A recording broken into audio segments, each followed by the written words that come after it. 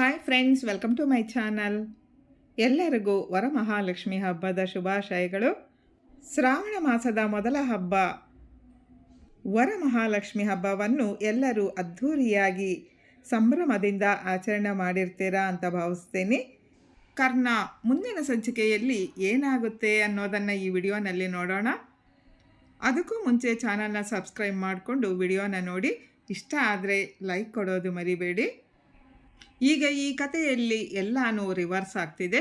ಇಷ್ಟು ದಿನ ಕರ್ಣನಿಂದ ದೂರ ಇದ್ದ ರಮೇಶ್ ತನ್ನ ಮಗ ಕರ್ಣ ಅಂತ ಗೊತ್ತಾದ ಮೇಲೆ ಈಗ ಹತ್ತಿರ ಆಗಬೇಕು ಅಂತ ಪ್ರಯತ್ನ ಮಾಡ್ತಿದ್ದಾರೆ.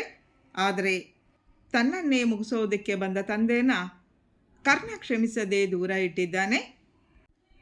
ನನ್ನಿಂದ ದೊಡ್ಡ ತಪ್ಪಾಗಿದೆ ನಿಜ, ಯಾವ ತಂದೆನೂ ಮಾಡಬಾರ್ದ ಕೆಲಸ ಮಾಡಿದ್ದೀನಿ. ಆದರೆ ಈಗ ನಾನು ಕರ್ಣನನ್ನು ಆರೈಕೆ ಮಾಡಬೇಕು, ಚೆನ್ನಾಗಿ ನೋಡ್ಕೋಬೇಕು.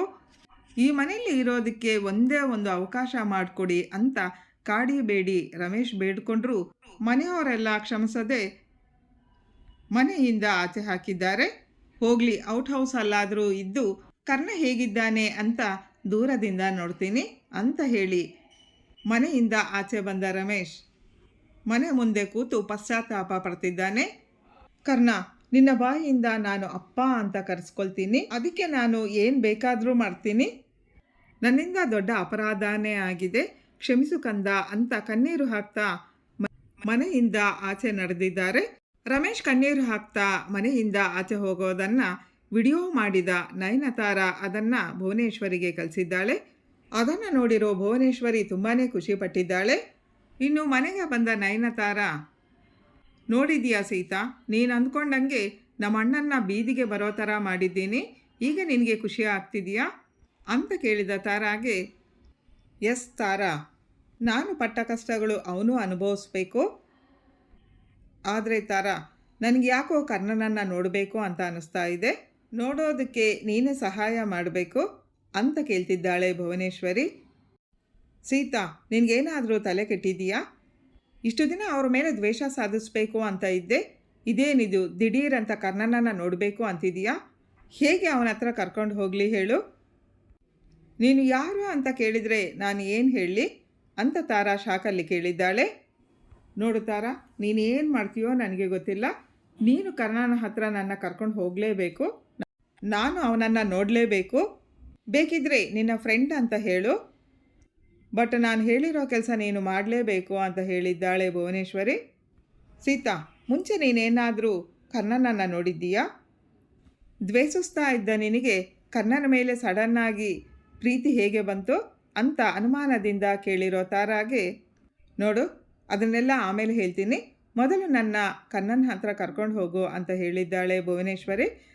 ಸರಿ, ನೀನು ಬಿಡೋ ಹಾಗೆ ಕಾಣ್ತಿಲ್ಲ, ಬಾ ಕರ್ಕೊಂಡು ಹೋಗ್ತೀನಿ ಅಂತ ಭುವನೇಶ್ವರಿನ ಮನೆಗೆ ಕರ್ಕೊಂಡು ಬಂದಿದ್ದಾಳೆ ತಾರಾ. ಆಗ ಕರ್ಣ ಮನೆ ಆಚೆ ಕೂತ್ಕೊಂಡು ಯೋಚನೆ ಮಾಡ್ತಾ ಇರ್ತಾರೆ. ಕರ್ಣ, ನೀನು ಯಾಕೆ ಇಲ್ಲಿ ಕೂತಿದ್ದೀಯಾ?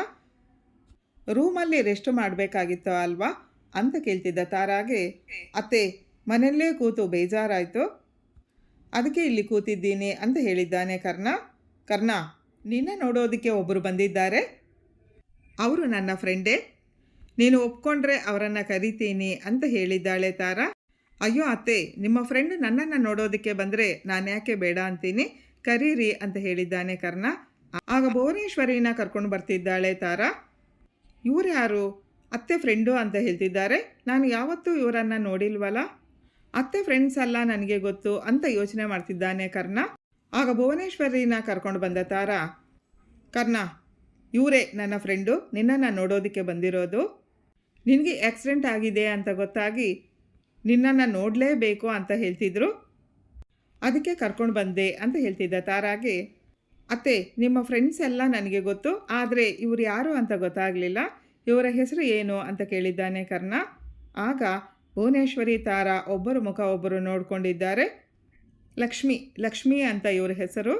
ಇವರನ್ನು ಮುಂಚೆ ನೀನು ನೋಡಿರೋದಕ್ಕೆ ಸಾಧ್ಯನೇ ಇಲ್ಲ, ಯಾಕಂದರೆ ಫಸ್ಟ್ ಟೈಮ್ ಇವರು ನಮ್ಮ ಮನೆಗೆ ಬರ್ತಿರೋದು ಅಂತ ಸುಳ್ಳಿ ಹೇಳಿದ್ದಾಳೆ ತಾರಾ. ಓ ಹೌದಾ, ತುಂಬ ಥ್ಯಾಂಕ್ಸ್, ನನ್ನನ್ನು ನೋಡೋದಕ್ಕೆ ಬಂದಿದ್ದೀರಲ್ಲ ಅಂತ ಕರ್ಣ ಹೇಳಿದ್ದಾನೆ. ಕರ್ಣ, ಈಗ ಹೇಗಿದ್ದೀರಾ, ನೋವು ಕಡಿಮೆ ಆಯಿತಾ ಅಂತ ಪ್ರೀತಿಯಿಂದ ಕೇಳ್ತಾ ಕರ್ಣನ ಕೈ ಹಿಡಿದಿದ್ದಾಳೆ ಭುವನೇಶ್ವರಿ. ಮಾತೃವಾತ್ಸಲ್ಯ ಉಕ್ಕಿ ಬಂದಿದೆ.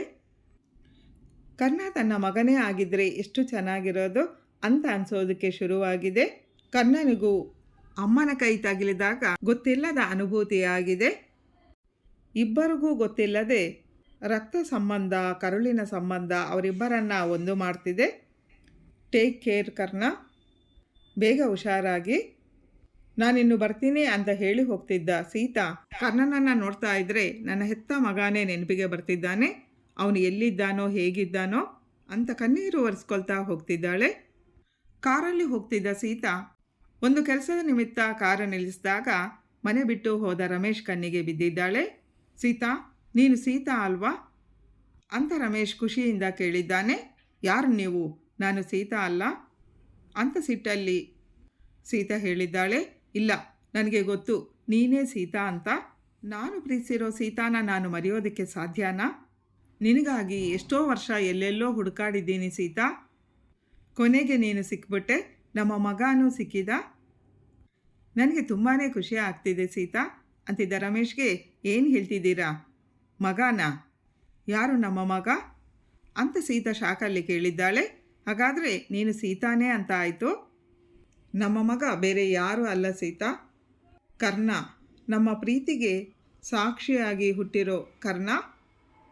ಇಷ್ಟು ದಿನ ಅವನು ನಮ್ಮನೆಯಲ್ಲೇ ಇದ್ದರೂ ಅವನೇ ನನ್ನ ಮಗ ಅಂತ ಗೊತ್ತಿರಲಿಲ್ಲ, ಈಗಷ್ಟೇ ಗೊತ್ತಾಯಿತು ಅಂತ ರಮೇಶ್ ಹೇಳಿದಾಗ ಸೀತಾಗೆ ತುಂಬಾ ದೊಡ್ಡ ಶಾಕ್ ಆಗಿದೆ. ಏನು ಹೇಳ್ತಿದ್ದೀರಾ? ಕರ್ಣ ನಮ್ಮ ಮಗನ? ನಾನು ಹೆತ್ತಿರೋ ಮಗನ? ಈಗಲೇ ನಾನು ಕರ್ಣನನ್ನು ನೋಡಬೇಕು, ನಾನೇ ನಿನ್ನ ತಾಯಿ ಕಣೋ ಅಂತ ಹೇಳಬೇಕು, ನಾನು ಅವನನ್ನು ಅಪ್ಪಿ ಮುದ್ದಾಡಬೇಕು ಅಂತ ಖುಷಿಯಿಂದ ಹೋಗ್ತಿದ್ದ ಸೀತಾನ ತಡೆದು, ಬೇಡ ಸೀತಾ, ಈಗ ನೀನು ಕರ್ಣನ ಮುಂದೆ ಹೋಗಿ ತಾಯಿ ಅಂತ ಹೇಳಿದರೆ ಅವನು ಕೇಳೋ ಪ್ರಶ್ನೆಗಳಿಗೆ ಏನು ಅಂತ ಉತ್ತರ ಕೊಡ್ತೀಯಾ?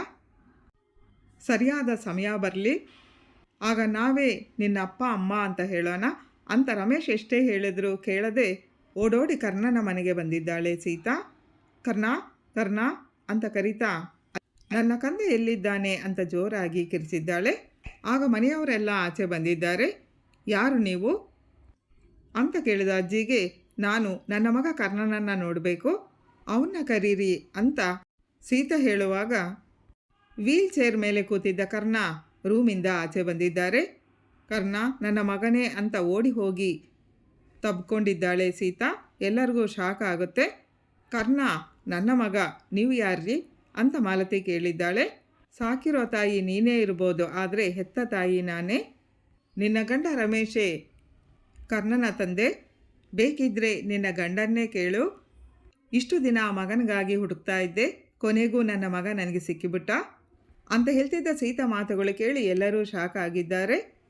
ಸೀತಾ ಹಿಂದಿನ ಕತೆ ಈಗ ಎಲ್ಲರ ಮುಂದೆ ರಿವೀಲ್ ಆಗಲಿದೆ. ಆ ವಿವರಗಳನ್ನು ಮುಂದಿನ ಸಂಚಿಕೆಯಲ್ಲಿ ನೋಡೋಣ. Thanks for watching. Bye friends.